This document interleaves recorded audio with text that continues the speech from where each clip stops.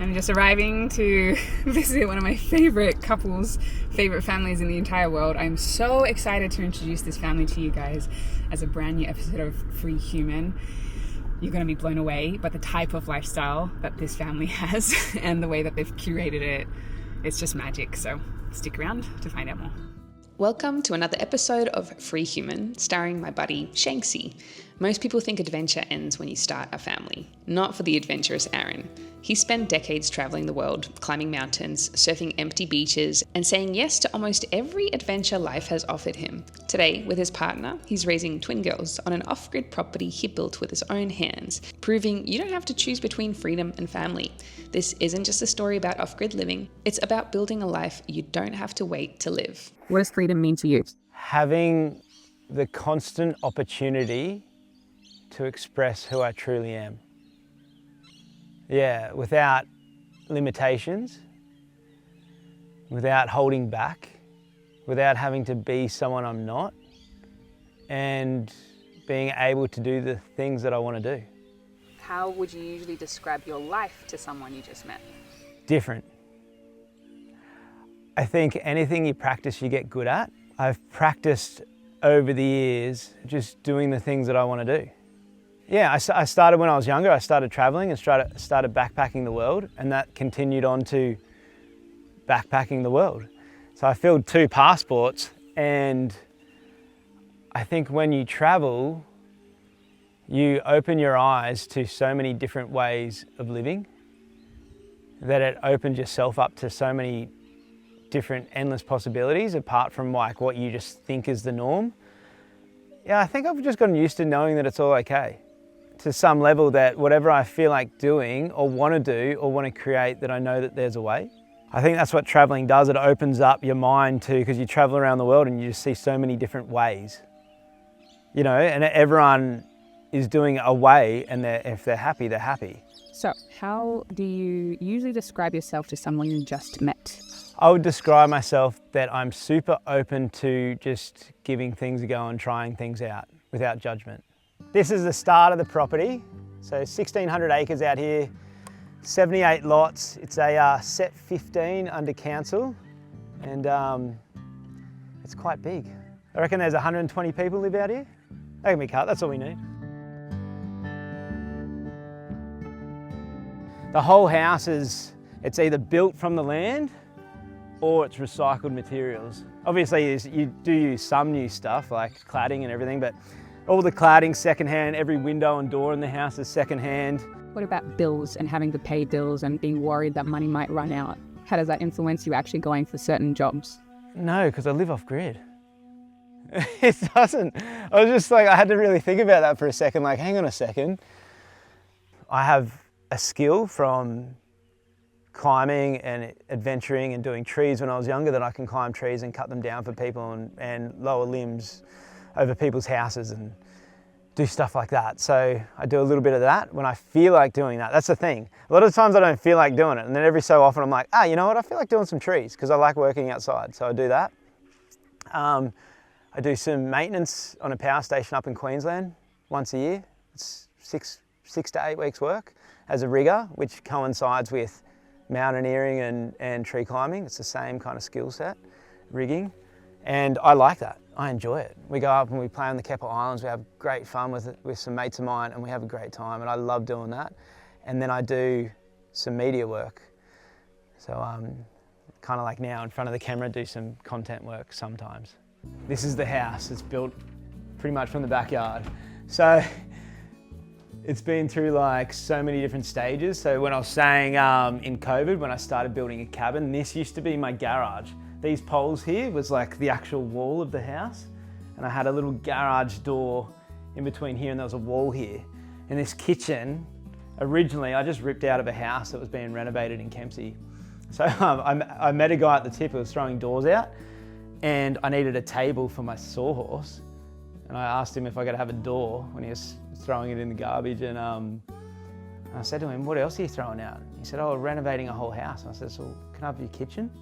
And he's like, yeah, no worries. So everything in the house, every window, every door is recycled, all the timbers from the land. So you can see all the exposed beams, the natural poles holding the place up. That front door before the extension of having a family used to be here, and so this was just this tiny little cabin that I lived in for so long. Yeah, so when I first came here, the place was pretty raw. So the old people lived in a teepee, literally like right here, and there are these huge gum trees right here. You can still see the remnants of one here. Now there's a theory behind this. Those arms that kind of go up, that's going to be a tree house. There's a spiral staircase, which is that pallet over there. But I've left this one tree up to do an adult tree house in, because I reckon I can build a cabin up there.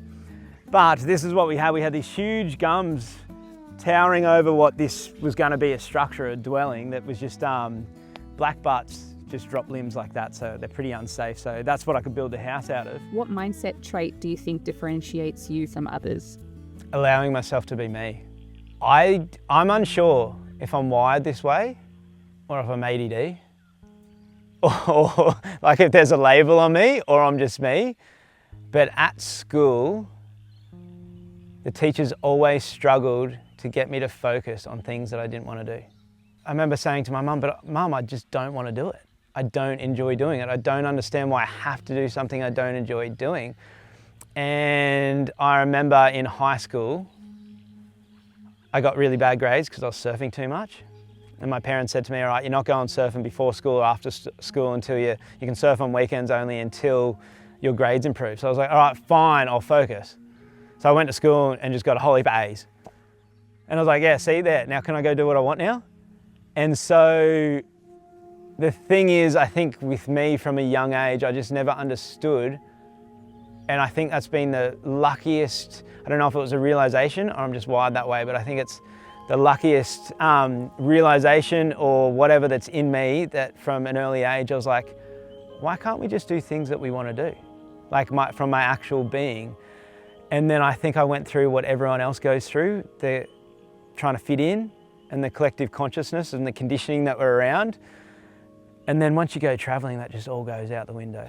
I kind of started with a swag. I lived in a swag, then I lived in my troopy here. And then I ended up with this like big 2-bedroom canvas tent.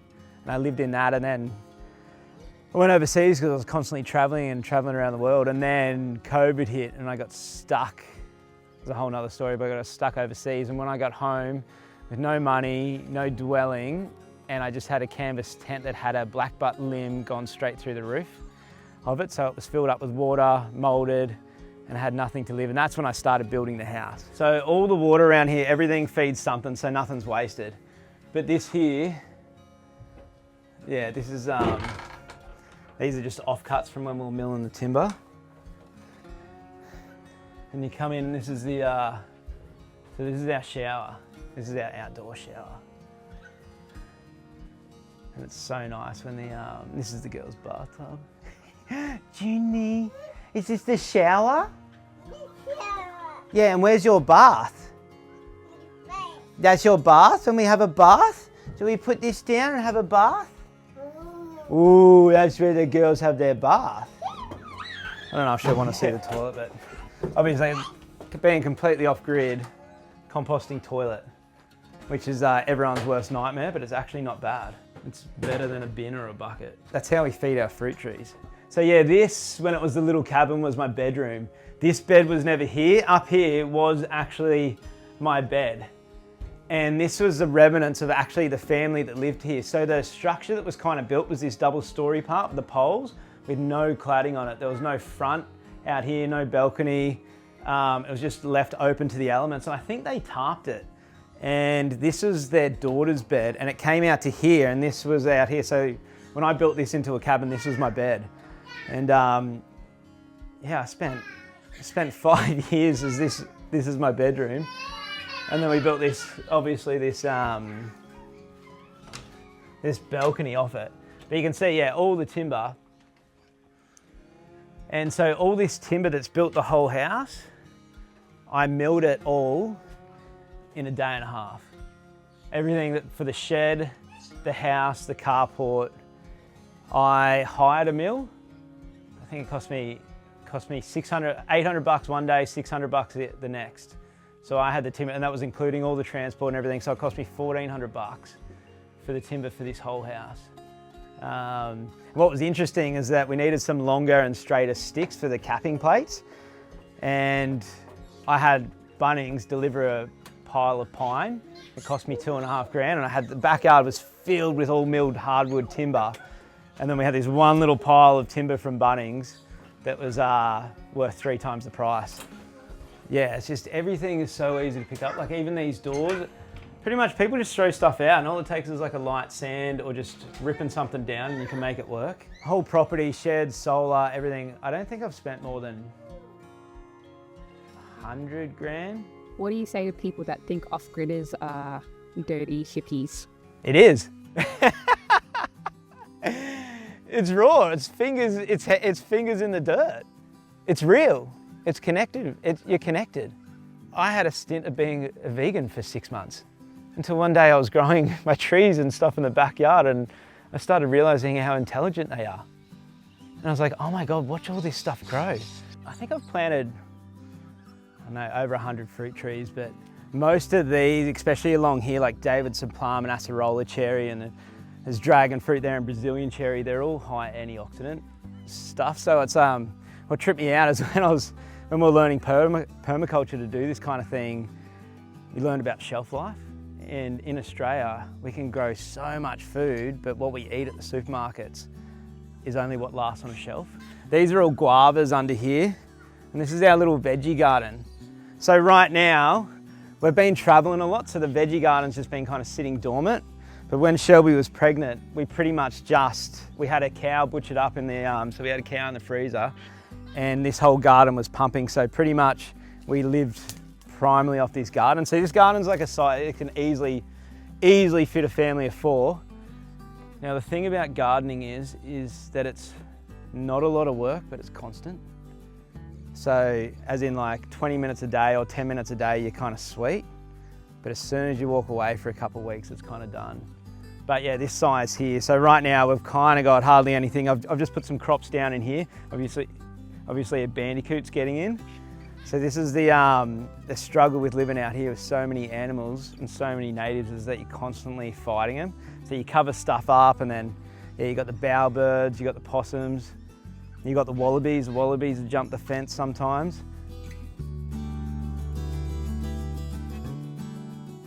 I brought these out to the front of the property to try find Jojo. He lives out here now, so I had a kangaroo that I raised. So part of living out here is that we're constantly raising, saving animals. And Jojo, lost his mum. He was dying. He was a tiny little, scrawny little Joey kangaroo. So Jojo spent a year living in my bed. He went on road trips with me, went down the beach with me. He lived in the troopy with me for a bit. I just took him everywhere because the thing was he needed a mum. But like most animals around here, it's like you want to rescue the animals on the land and keep them on the land. Every animal that's gone off the land has just died, mainly from stress. So we have the opportunity here to save the animals around here. Anyway, Jojo, he just lives as a normal kangaroo. He won't even let me pat him. The ungrateful, ungrateful little shit. No, he won't even let me pat him now. He's just a normal kangaroo, hopping along, living his life. Yeah, we couldn't find Jojo, but my neighbours here have just raised a kangaroo named Ribby, so we can go meet it. So this is Shenny and Adam have raised this one. They also raised Jojo for a bit, and I raised Jojo. It's like having a newborn. This is like the weirdest family portrait. How do your friends and family or people closest to you feel about the way you live? I think they're used to it now. Mum's always been super supportive. Like with whatever I wanted to do, I'm gonna go travel the world, sweet. Go for it. That's what you want. So I've been super lucky like that. When it comes to mates and extended friends, I'd say extended friends being the worst. That pretty much everything that I've ever done has been a hard, you're an idiot, push forward to me, or what are you doing? You're making a bad decision. And my thing's always been, but I only get one life and I want to do it now. When I bought this place, a mate of mine was like, he like really tried to convince me not to do it.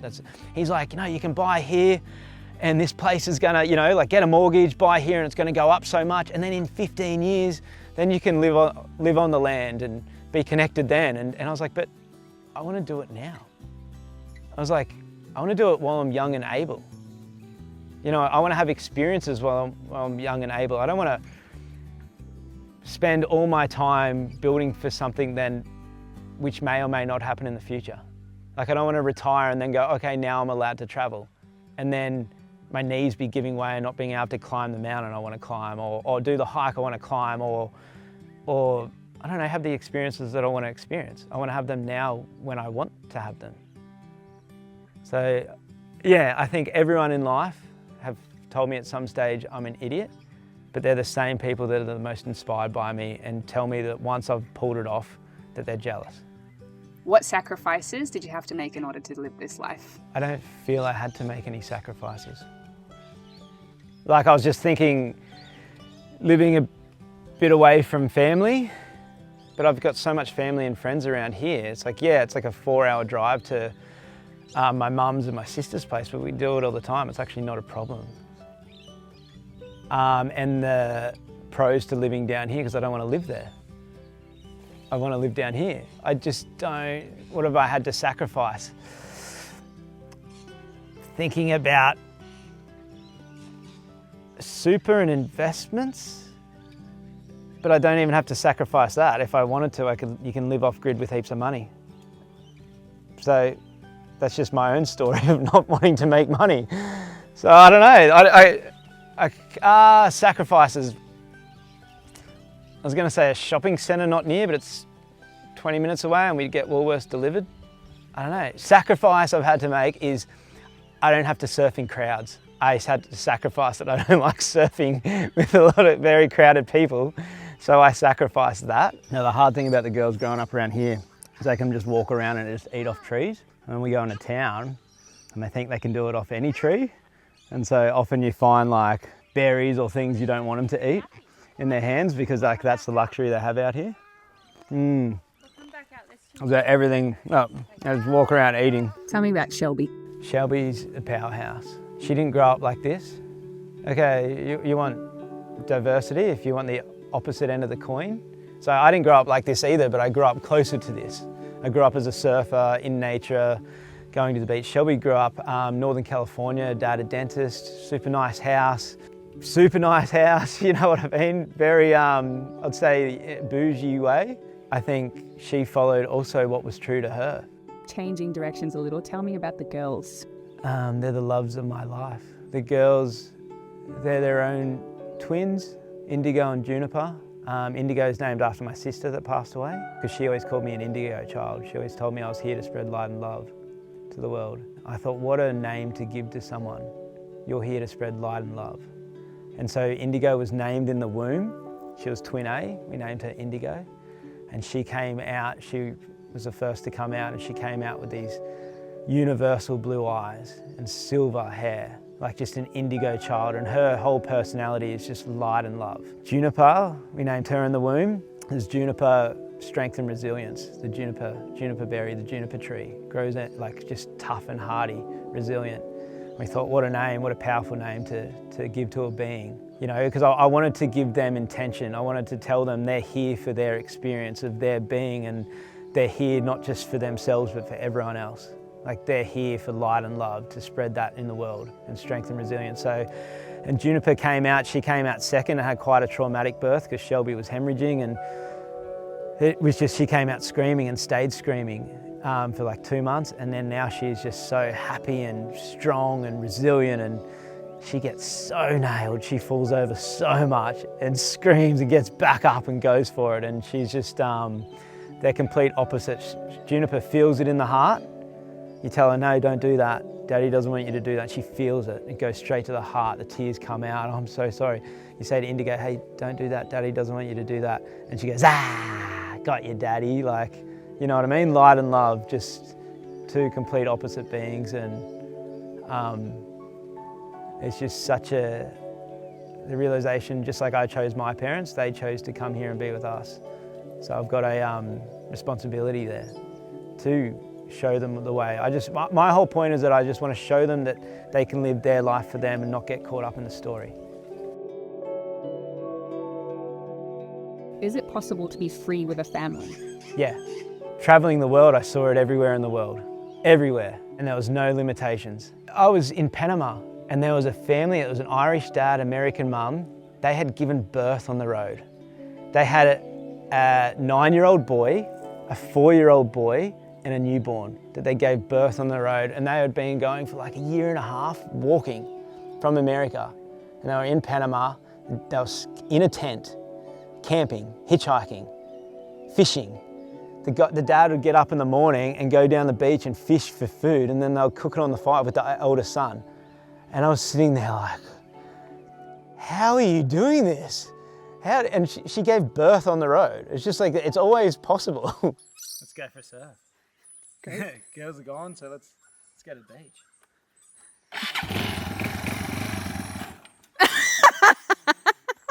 Was that on purpose? Okay, great. Are you sure about that?